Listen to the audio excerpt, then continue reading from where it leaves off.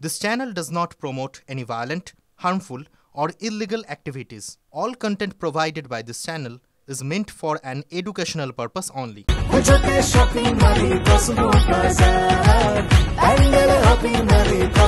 Cosmo বাজার পুজোর shopping two pandal hopping সঙ্গে রয়েছে দারুণ আকর্ষণীয় উপহার। ভিন রাজ্যে আক্রান্ত পরিযায়ী শ্রমিকের রাজ্যে ফিরে আত্মহত্যার ঘটনা। মুর্শিদাবাদে ভিন রাজ্য থেকে ফেরা পরিযায়ী শ্রমিকের রহস্য মৃত্যু এই মুহূর্তে খবর পাওয়া যাচ্ছে। বাড়ি থেকে উদ্ধার ঝুলন্ত দেহ। ধার করে ট্রেনের টিকিট কেটে বাড়ি ফেরার দুদিনের মধ্যেই আত্মঘাতী। অভিযোগ মৃত পরিযায়ী শ্রমিকের মায়ের। মৃত পরিযায়ী শ্রমিকের নাম ওয়াহিদ শেখ। আমাদের সঙ্গে রয়েছেন সহকর্মী কৌশিক। কৌশিক, ধার করে টিকিট কেটে তিনি ভিন রাজ্য থেকে রাজ্যে ফিরলেন, নিজের জায়গায় ফিরলেন, তবুও এসে আত্মহত্যা কেন করলেন? পরিবার সূত্রে বা প্রতিবেশী সূত্রে কি খবর পাওয়া যাচ্ছে?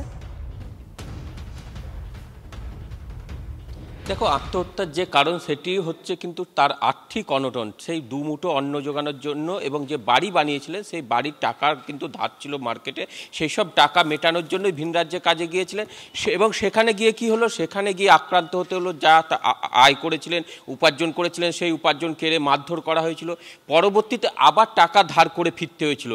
অর্থাৎ একটা আর্থিক যে অনটন রয়েছে, এলাকায় যে তার ধার রয়েছে, ধার দেনা রয়েছে, সেই টাকা নিয়ে সেটা একটা চিন্তা ছিল যে কিভাবে সেই টাকা পরিশোধ করবে। এই পরিযায়ী শ্রমিকরা তো আর শুধু শুধু ভিন রাজ্যে যায় না, তাদের আর্থিক অনটনের জন্যই যায়। কিন্তু সেখানে কাজে গিয়েও যখন সুরাহা হলো না, সেখানে পরবর্তীতে কাজে গিয়েও তাকে আবার ধার করে ফিরতে হলো। সেই জায়গাটায় কোথাও একটা মানসিক অশান্তি বা মানসিক চাপ তৈরি করেছিল, যে কারণেই তার আত্মহত্যা বলে অনুমান করা হচ্ছে। কৌশিক, তুমি আমাদের সঙ্গে থাকো। এই মৃত পরিযায়ী শ্রমিকের পরিবারের সদস্যরা কি বলছেন একবার শোনা যাক।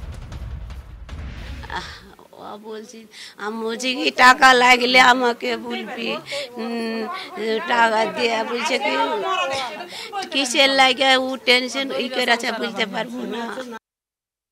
এবার ব্যাপারটা হচ্ছে বাড়ি আসার পরে তো মানে মানসিক টেনশন ছিল এক কথা।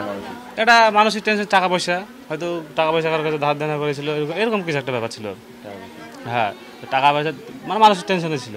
কারোর সঙ্গে শেয়ারও করেনি, কারোর সঙ্গে বলেও নি যে ব্যাপারটা কী হয়েছে না হয়েছে। আমরা আর বড়ো ভাই সম্পর্কে হচ্ছে তো আমরাকে বলেনি। আমরা জিজ্ঞেস করেছি টাকা পয়সা যদি লাগে সেটাও দিব, কিন্তু এমনিতেই তো 11টা-12টাতে ঘুম থেকে ওঠে, ঘর লাগিয়ে থাকে। তো সেদিনও কালকে ওই যে শুয়ে আছে ভাবছি সবাই, তোর মা এসছে, খুলে দেখছি তো অবস্থা। আমরা শুনলাম পরিবারের সদস্যের অভিযোগ। আমাদের সঙ্গে রয়েছেন বিজেপি নেতা জগন্নাথ চট্টোপাধ্যায়। জগন্নাথ দা, আপনি শুনলেন যে বাড়িতে বেশ কিছু ধার ছিল, সেই ধার মেটানোর জন্য ভিন রাজ্যে কাজে গিয়েছিলেন, কিন্তু সেখান থেকে অবশেষে ধার করে ট্রেনের টিকিট কেটে ফিরতে হলো। সেই মানসিক চাপটা বা আর্থিক অনটন যে আসতে চলেছে ভবিষ্যতে, সেই চাপটা সে নিতে না পেরে অবশেষে আত্মহত্যার পথ বেছে নেন। কি বলবেন আপনি? দুটি প্রসঙ্গ এই ঘটনাতে। প্রথমত হচ্ছে আত্মহত্যার ঘটনা অত্যন্ত দুঃখজনক, অত্যন্ত মর্মান্তিক। কিন্তু এই ঘটনাতে দুটি জিনিস বোঝা যাচ্ছে। এক, এরকম আনস্কিল মানে অদক্ষ শ্রমিক তারাও পশ্চিমবঙ্গে, অর্থাৎ কোথাও মাটি কাটা, রাজমিস্ত্রি, জোগাড়ের রাস্তা তৈরি ইত্যাদি কাজও পশ্চিমবঙ্গে এখন আর নেই। তার ফলে বাড়িতে যদি ধার দেনা হয়েছে, সেই ধার দেনা মেটাতে তাদের ছুটতে হচ্ছে ভিন রাজ্যে।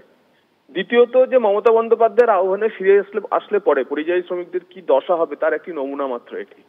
ও হয়তো 5,000 টাকার উৎসাহে, 5,000 টাকার লোভে, আমি বলবো না নিশ্চিতভাবে, যে পরিস্থিতি আছে বাড়ির, সেই কারণে হয়তো ফেরত এসেছিল ভাতা পাওয়ার জন্য, ভাতাজীবী হওয়ার জন্য। তার পরিণাম এটাই হলো। এবং এর পরেতে যে পরিযায়ী শ্রমিকরা পশ্চিমবঙ্গে কাজ না পেয়ে অন্য জায়গায় কাজ করছেন, তারা শিক্ষা পাবেন এবং তারা কষ্টসৃষ্ট করে হলেও বাইরের রাজ্যেই কাজ করবেন। এবং আর কয়েক মাসের অপেক্ষা, পশ্চিমবঙ্গে শাসনের বদল হলে, ব্যবস্থার বদল হলে ঘরের ছেলে ঘরেই কাজ পাবে। ধন্যবাদ। আমরা কথা বললাম বিজেপি নেতা জগন্নাথ চট্টোপাধ্যায়ের সঙ্গে। আমরা একবার আমাদের সহকর্মী কৌশিকের সঙ্গে কথা বলো। কৌশিক, একটা বিষয় তো ভীষণ উল্লেখযোগ্য যে রাজ্যের শ্রমশ্রী প্রকল্প চালু করা হয়েছে। যারা ভিন রাজ্যে ফিরতে চান বা ফিরে এসে এই রাজ্যেই থাকতে চান, তাদের জন্য বিশেষ ভাতার কথা ভাবনা চিন্তা করা হয়েছিল। ভিন রাজ্য থেকে তাদের ফেরানোর চেষ্টা করবে রাজ্য সরকার, সেই একটা কথা শুনেছিলাম আমরা। স্বয়ং মুখ্যমন্ত্রী ঘোষণা করেছিলেন। তো সেই বিষয়টাতে কি আস্থা রাখতে পারলেন না এই পরিযায়ী শ্রমিক? হঠাৎ করে এত বড় একটা সিদ্ধান্ত কেন নিতে গেলেন? দেখো, যে মুখ্যমন্ত্রী ঘোষণা করেছে শ্রমশ্রীর মাধ্যমে যে 5,000 টাকা, এখানকার যারা পরিযায়ী শ্রমিকের কাজ করেন তারা বলছেন এই টাকায় তাদের সংসারটুকু চলবে না। অর্থাৎ এবার তারপরে যদি 5,000 টাকায় তারপর যে বাকি ধার দেনা রয়েছে এলাকায়, কিভাবে সেই সব টাকা পরিশোধ করবে? 5,000 টাকা করে দিয়ে তার সংসার চালাবে, না যে তার বকেয়া রয়েছে সেই সব টাকা শোধ করবে? যারা পাওনাদার রয়েছে তারা বারংবার তাকে টাকা চাইবে, অর্থাৎ সে কিভাবে সেই তার সংসার চালাবে, টাকা জমাবে? সেই জায়গায় গিয়ে আর্থিক একটা অনটনের তার মধ্যে চিন্তা ছিল, এবং ফিরেই তো সেই টাকাটা তারা পাবে না, তার ক্ষেত্রে একটা প্রক্রিয়াগত রয়েছে এখনো পর্যন্ত। কিন্তু সেই বিষয়টাই যেন কোথাও একটা প্রেশারটা সামলাতে পারলে না, কারণ ভিন রাজ্যে গিয়েও তারা আক্রান্ত হচ্ছেন, তাদের সর্বস্ব কেটে নেওয়া হয়, যে কারণেই ধার করে তাদের টিকিট কেটে এই রাজ্যে ফিরতে হয়। কিন্তু এই রাজ্যে ফিরেও চালাবেন কি করে, সংসার চালাবেন কি করে, এই চিন্তা নিতে না পেরে অবশেষে আত্মহত্যার পথ বেছে নিলেন এই পরিযায়ী শ্রমিক। এই প্রশ্নগুলো তো উঠছে, কিন্তু মুখ্যমন্ত্রী মমতা বন্দ্যোপাধ্যায় আগে শ্রমশ্রী প্রকল্পের কথা ঘোষণা করেছিলেন। গতকাল তিনি যখন পুজোর উদ্বোধনে গিয়েছিলেন সেখানেও কিন্তু ভিন রাজ্যে পরিযায়ী শ্রমিকরা আক্রান্ত হচ্ছে বলে অভিযোগে তিনি করেছিলেন। গতকাল ঠিক কি বলেছিলেন একবার শোনা যায়। আমি যেমন আমার মাতৃভাষাকে সম্মান করব, অন্যরাও তাদের মাতৃভাষাকে সম্মান করুন, ভালোবাসুন, কোনো আপত্তি নেই। কিন্তু বাংলা ভাষায় কথা বললে তার উপর অত্যাচার করতে হবে, এটাই আমি একমত নই। আমার এখানে পরিযায়ী শ্রমিক বাইরে কাজ করে কারণ তাদের নিয়ে যাওয়া হয়, দে আর ট্যালেন্টেড, দে আর স্কিল্ড। আবার 22 লক্ষ আমার বাইরে কাজ করে, কিন্তু সেরকম এখানেও কিন্তু মনে রাখবেন 1.5 কোটি 1.5 crores they are working in Bengal. I am very happy. Of course they have the talent and skill, otherwise how they will work? যেদিন আমরা ঐক্যবদ্ধ থাকবো না, দেশটা টুকরো টুকরো হয়ে যাবে। আমরা সেটা চাই না। আমরা চাই আমাদের দেশ ভালো থাকুক, ঐক্যবদ্ধ থাকুক, একসাথে থাকুক। মুখ্যমন্ত্রী মমতা বন্দ্যোপাধ্যায় তিনি জানালেন বক্তব্য,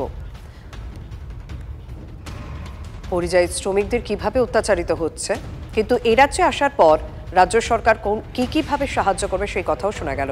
কিন্তু বাস্তব ছবিটা কিন্তু অন্য কথা বলছে। পরিযায়ী শ্রমিক রাজ্যে ফিরে এলেন, ধার করে টিকিট কেটে ফিরে এলেন রাজ্যে, কিন্তু এসে আর্থিক চাপ নিতে পারলেন না, আত্মহত্যার পথ বেছে নিলেন। সেরকমই তো অভিযোগ করছেন তার পরিবারের সদস্যরা। মুর্শিদাবাদে ভিন রাজ্য থেকে ফেরা পরিযায়ী শ্রমিকের মৃত্যু ঘিরে বেশ কিছু প্রশ্ন দানা বাঁধছে।